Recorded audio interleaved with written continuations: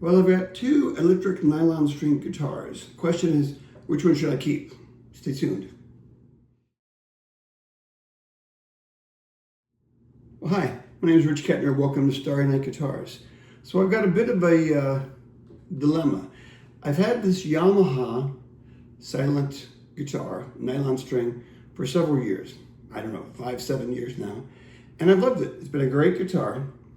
But I have a friend who's mainly a classical guitarist and had a really nice Godin and is selling it because he bought one of these Ibanez guitars, kind of based on Tim Henson, the guitar player from Polyphia. Now, disclaimer, this is not the most expensive model. I think the one he has the thing of Tree of Death inlay and has a tuner and some equalization. So this is the lower end one, and even this one, I think this is called a HRN10 maybe? I'm not even totally sure. It doesn't say anywhere on the guitar, I don't believe. And but it plays quite nice. I bought this for 200 bucks. This, back when I bought it, was probably something like $500. I'm not exactly sure. So I thought I'd just do a sound test. I was thinking I was going to sell this and just play this, and now I'm kind of starting to have second thoughts. So I'm going to be playing both guitars through a Hendrickson Blue. Just a little bit of reverb, no effects, all equalization flat. I'll try to play the same things. And then I'd like people's inputs, and as well as myself listening back after the fact and seeing which one I decide to keep. All right, stay tuned.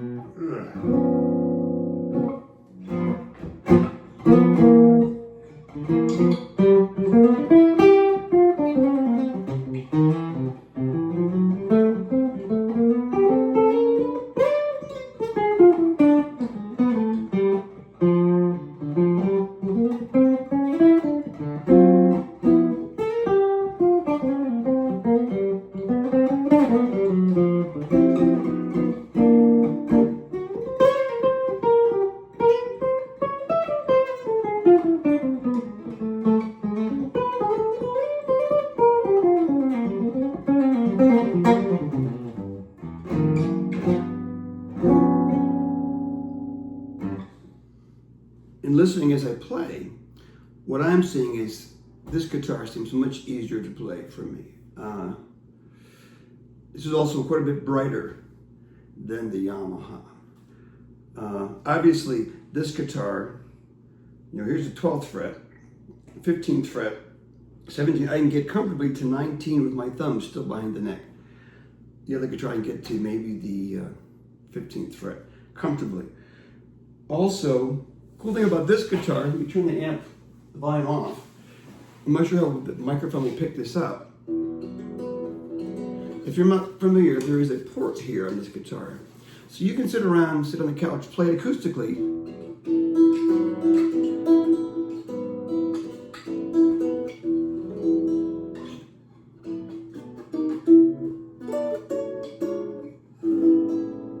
Still a pretty good bit of volume. The Yamaha, there's almost no sound.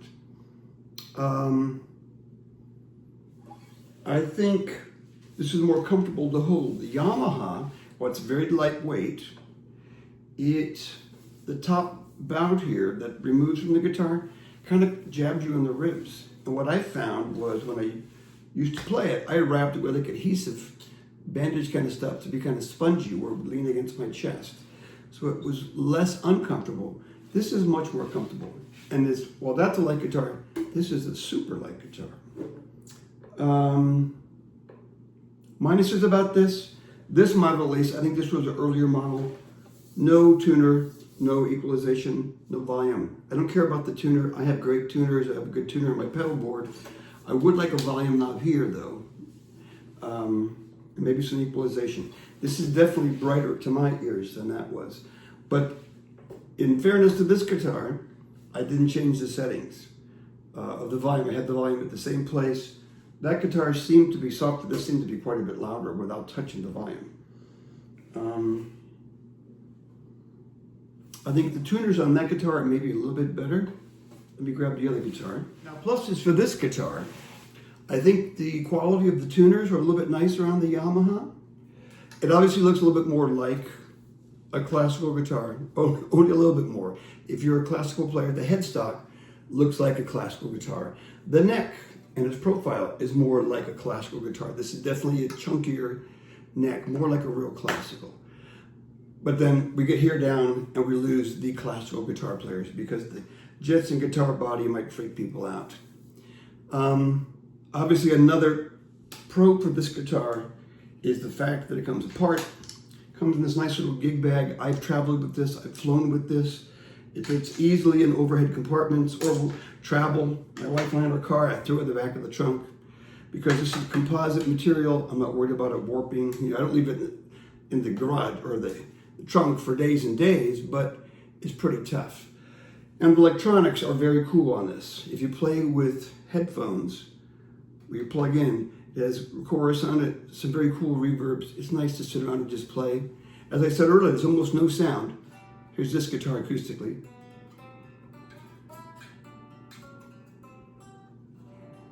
Very little sound. And again, if you're coming from the classical world, this neck is a little bit wider, as well as being chunkier in the back. Feels more like a classical guitar. So I'm still not sure. I look forward to when I edit this video and see what I think. I think the Ibanez, I think that's kind of winning me over, but I'm not totally sure.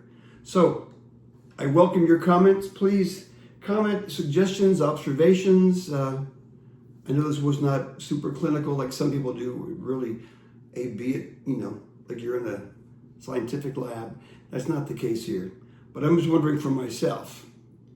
As I said, I only paid $200 for that guitar. I bought it at a pawn shop. And what I think happened is some young guitarist who's a fan of Polyphia bought it and think, oh, I'm gonna buy this and sound like Tim Henson. And then it's like, wow, I don't sound anything like him. The guitar alone doesn't do it. You have to have some chops. But it's very comfortable, sounds great. What I would miss about this guitar is the portability and being able to travel with it and plug it in and be lost in your own little world. So I'm on the fence. So I would welcome your comments. Thanks for checking this video out. As always, folks, enjoy the journey. God bless.